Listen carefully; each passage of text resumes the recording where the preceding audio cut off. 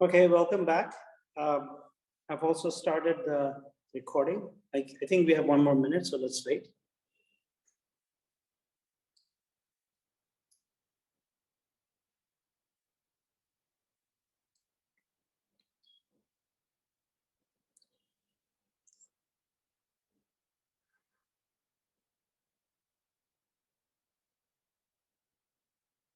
Okay, so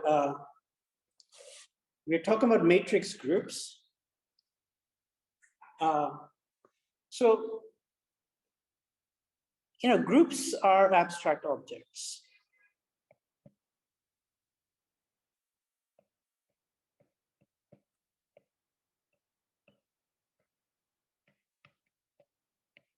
When we talked about the discrete groups, they were essentially defined in terms of their multiplication table, right?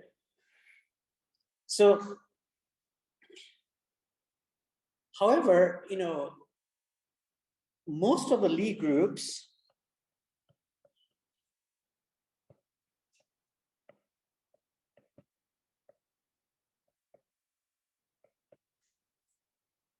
are naturally defined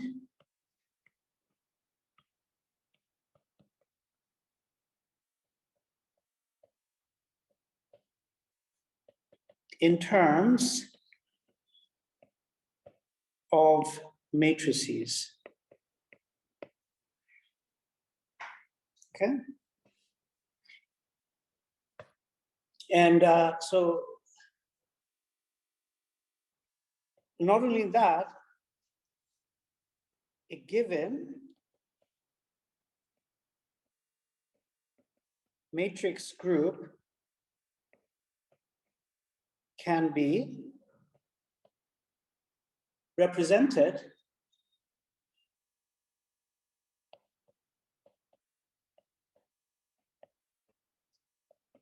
in an infinite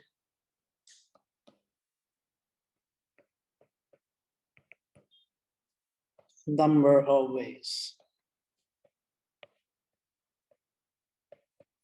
So I've just introduced the word represented. This is actually a very important word in group theory. So, so these matrix representations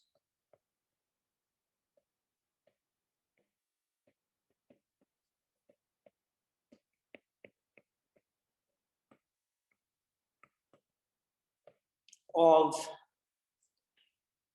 a matrix group is an isomorphism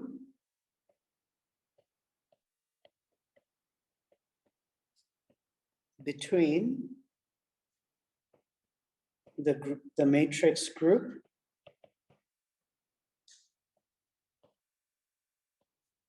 and some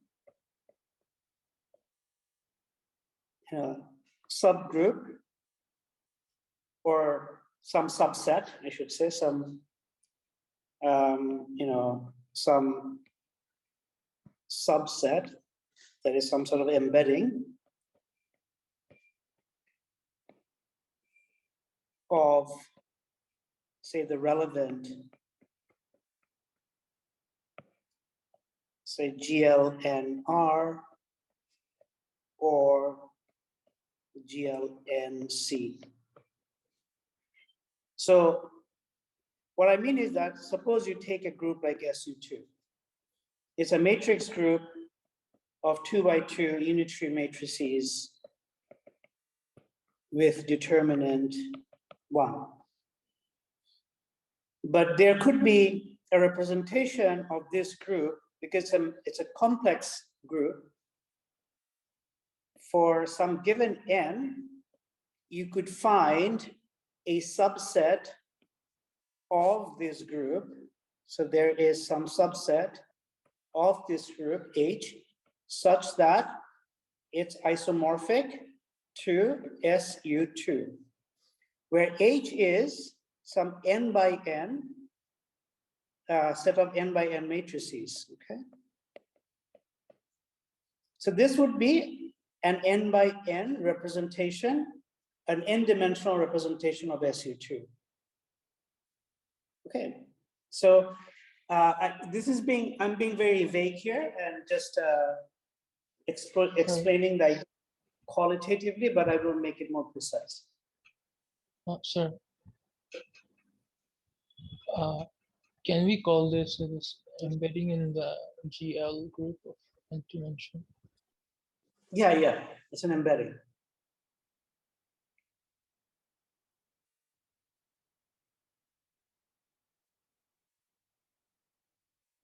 Okay. All right, so let's go and define what is a representation of a group, okay?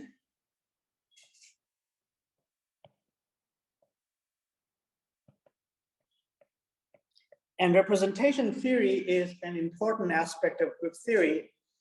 And a lot of physics and mathematics as well is concerned about representation of groups.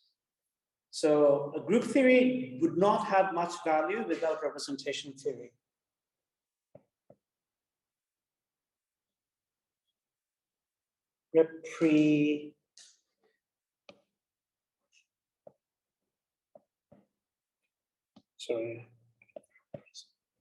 Representation of a group. Okay, so let's define this. Consider an n-dimensional complex vector space Vn. Okay, so let T be a linear map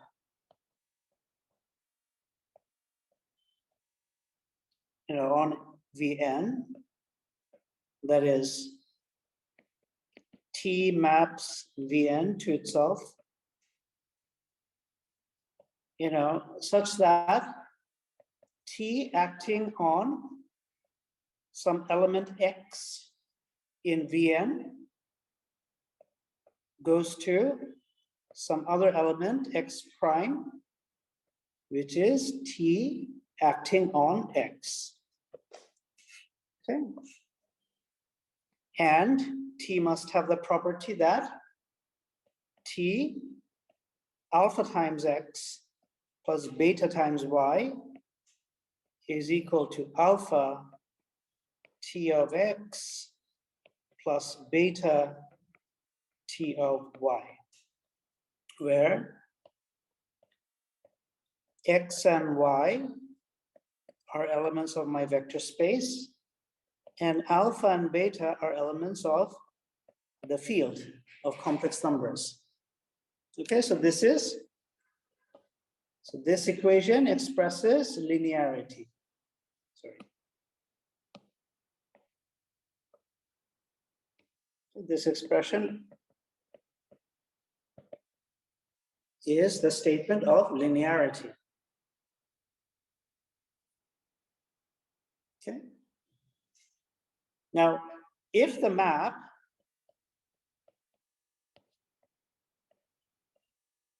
is 1-to-1, then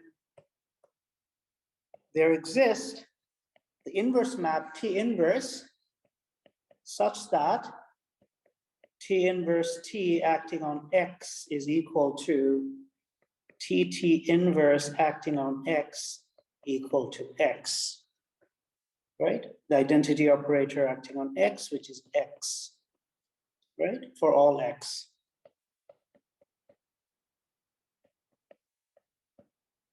So it has to be 1-1 and on 2, right? Yeah.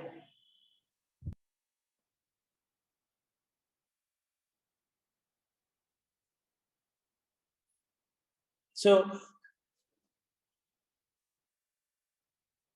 yeah, now let G be a group. Okay. So far, we haven't talked about groups. Let G be a group. Now, if for each element, say G, small g in big G, there exists a linear invertible map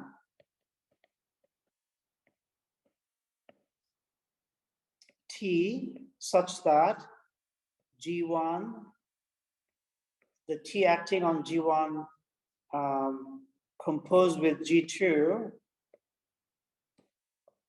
is equal to T1 acting on G1 times T1 acting on G2. Okay. Then we say that the operators, the linear operators, T of G form an n-dimensional linear representation of the group G. Okay, so it's pretty straightforward. Let me make a couple of comments. Comment number one is that the dimension V of n, need not be the dimension of G. Okay.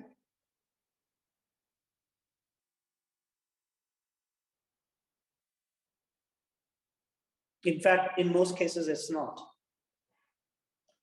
Let me rephrase that, because need not means that something is natural. The dimension of Vn is not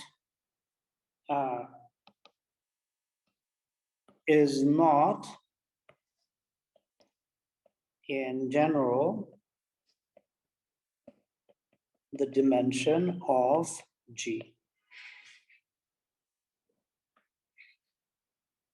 Okay, so this is basically the representation of a group, which is an abstract object in terms of action by a set of linear operators on a vector space, which is also an abstract object, right?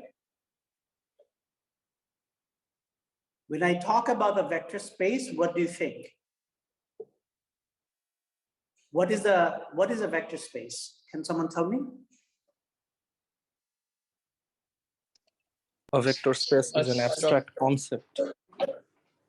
Yes, it is not rows and columns. That's just a representation. A vector space is a set which satisfies the axioms of a vector space. Right? All vector space of a given dimension over a given field are isomorphic.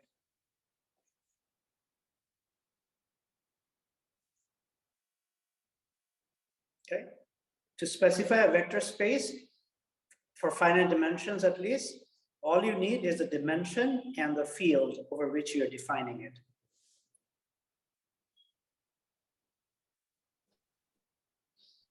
So I had a question. Yeah. So you said you defined the linear transformation or the representation in terms of the map T. So where is the map from and where does it take the elements?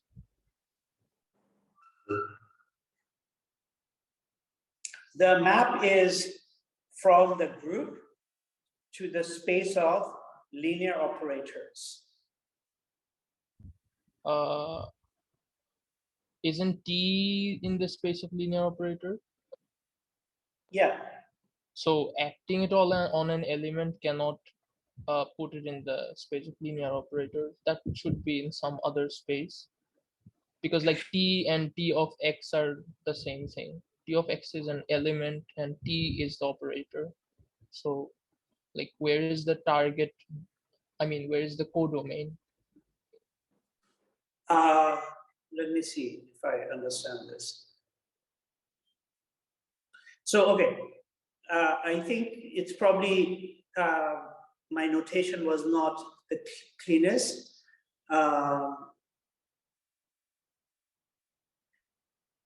When here what I'm defining is, I'm just defining a linear operator, okay? But when I'm talking about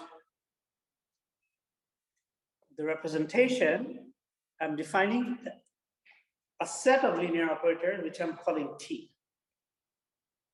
Each linear operator is specified by an element of the group G.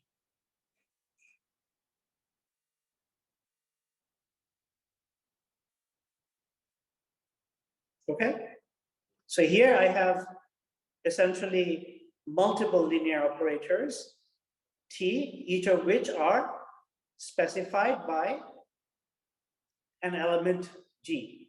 And I'm assuming that linear operators can be composed in some natural way.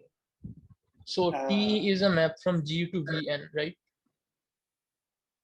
Or no, T is a map from G to the space of operators on Vn. oh, okay, so like F of Vn or some notation like that.